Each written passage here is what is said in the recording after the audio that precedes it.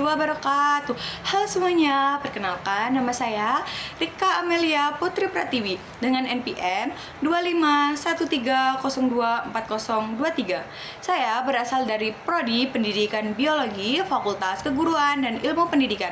Di sini saya akan menjelaskan ringkasan-ringkasan dari beberapa bab yang ada pada buku Manajemen Administrasi Laboratorium Pembelajaran. Bab 1 ada pengantar administrasi laboratorium pembelajaran biologi. Yang A ada pentingnya administrasi laboratorium. Yang pertama, administrasi laboratorium mendukung kegiatan praktikum dan penelitian biologi. Yang kedua, membantu pengelolaan alat, bahan, jadwal praktikum, dan fasilitas laboratorium. Yang ketiga ada menjamin kegiatan praktikum berjalan teratur, aman, dan efisien. Keempat, mengurangi masalah seperti kerusakan alat ataupun kekurangan bahan. Yang kelima, mendukung keselamatan kerja melalui prosedur yang jelas. Yang keenam, membantu pencatatan inventaris dan pemeliharaan alat. Yang terakhir yaitu teknologi membantu pencatatan data dan pengelolaan laboratorium. B. Ada peran laboratorium dalam pendidikan biologi. Yang pertama yaitu tempat melakukan eksperimen dan pengamatan langsung. Kedua, membantu mahasiswa memahami konsep biologi secara nyata, tidak hanya sekedar teori.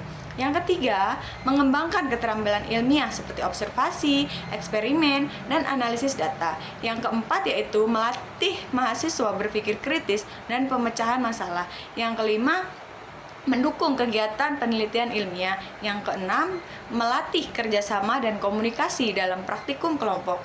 Yang C ada tujuan buku sebagai referensi. Yang pertama yaitu menjadikan panduan pengelolaan laboratorium biologi. Yang kedua, memberikan pengetahuan tentang administrasi laboratorium. Yang ketiga yaitu membantu mahasiswa memahami prosedur praktikum. Yang keempat yaitu menjadi pedoman bagi dosen dan laboran dalam pengelolaan laboratorium.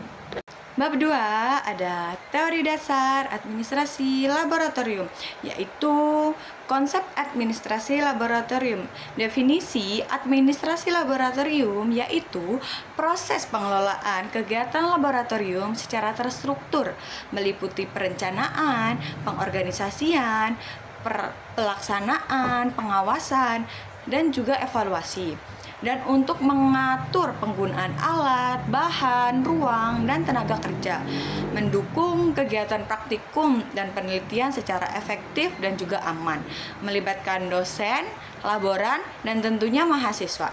Aspek-aspek pentingnya dari administrasi laboratorium yaitu ada pengelolaan sumber daya, inventarisasi alat dan bahan, pemeliharaan peralatan laboratorium, pengelolaan waktu, yaitu penjadwalan penggunaan laboratorium untuk menghindari benturan kegiatan praktikum.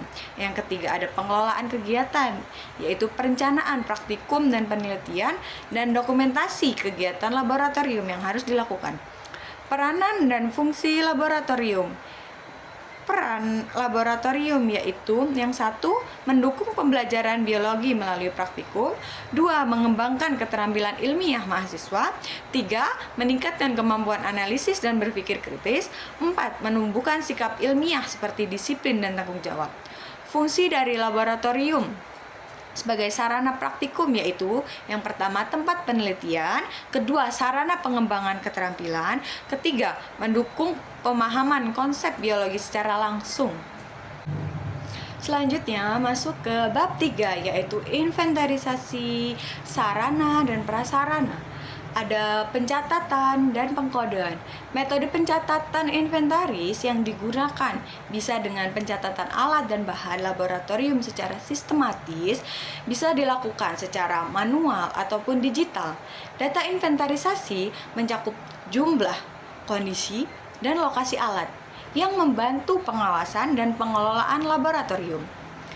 Sistem pengkodean alat dan bahan yang yaitu memberi kode pada setiap alat atau bahan dan biasanya menggunakan kode alfanumerik supaya memudahkan identifikasi dan pencarian data. Beberapa laboratorium juga menggunakan barcode agar lebih mudah lagi. Ada juga pendataan kondisi fasilitas, pendataan kondisi ruang pemeriksaan, kondisi ruang laboratorium. Ada mengecek kebersihan, mengecek ventilasi, pencahayaan, pemeriksaan meja, kursi, dan fasilitas lainnya, mendukung kebersihan laboratorium.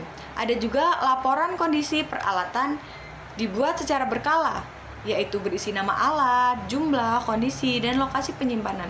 Bisa juga digunakan untuk evaluasi perencanaan perbaikan jika ada yang salah. Ada juga pengecekan alat dan bahan secara rutin, yaitu memastikan data inventaris sesuai dengan kondisi yang di lapangan. Dan pembaruan data jika ada penambahan atau kerusakan alat, agar mendukung kelancaran kegiatan praktikum. Di bab 4 ini kita akan membahas tentang pengadaan dan inventarisasi alat dan bahan, yaitu ada perencanaan pengadaan, perencanaan alat dan bahan, yaitu menentukan jenis dan jumlah alat yang dibutuhkan, menyesuaikan dengan kebutuhan praktikum, memperlihatkan kualitas dan anggaran.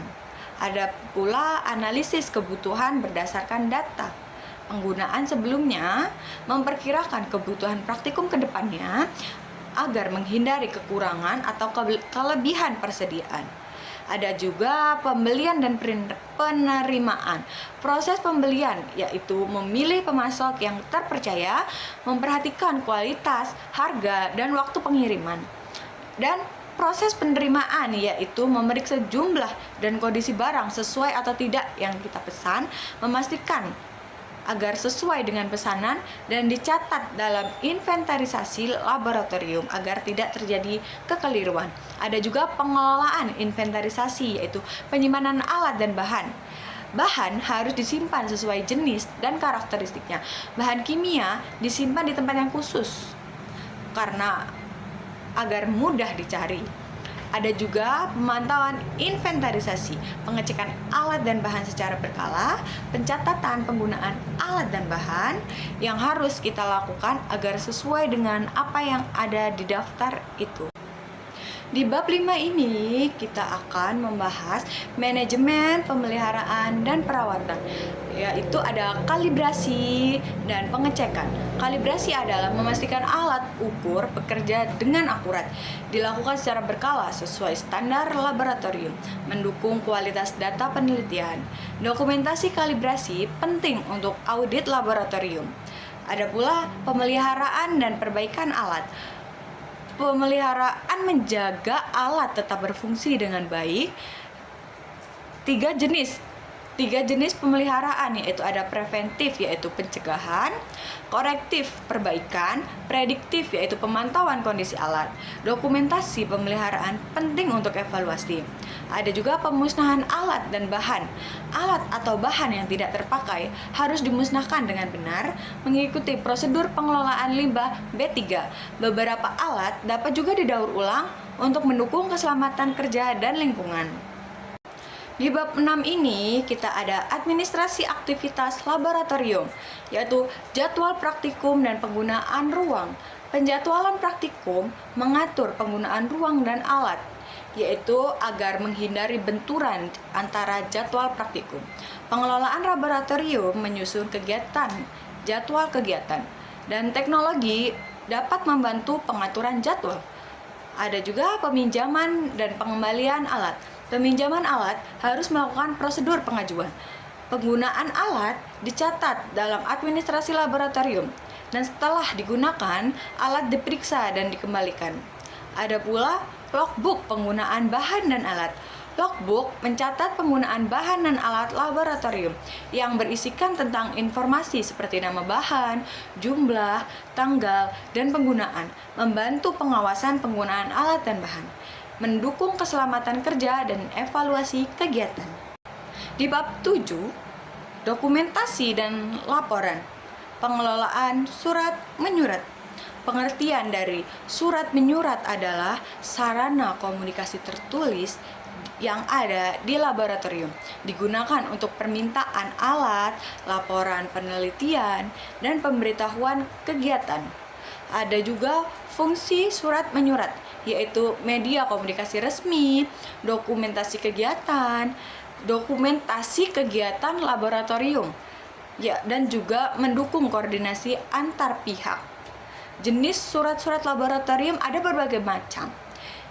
Atau juga jenis surat laboratorium, ada juga surat permintaan atau surat bahan, surat laporan penelitian, surat peringatan atau teguran, surat undangan atau pemberitahuan kegiatan. Ada pula SOP dan pengarsipan. Pentingnya SOP yaitu pedoman kerja dalam administrasi laboratorium, yaitu mengatur proses penerimaan dan pengarsipan surat-surat yang ada, meningkatkan efisiensi dan keteraturan kerja karena tersusun rapi oleh SOP tersebut. Ada juga sistem pengarsipan, arsip fisik, yaitu dokumentasi kertas disimpan di map atau juga lemari.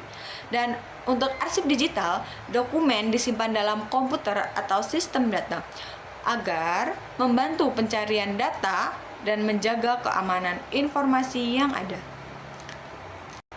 Sekian rangkuman yang dapat saya sampaikan. Untuk kurang lebihnya, saya mohon maaf, saya akhiri. Wassalamualaikum warahmatullahi wabarakatuh.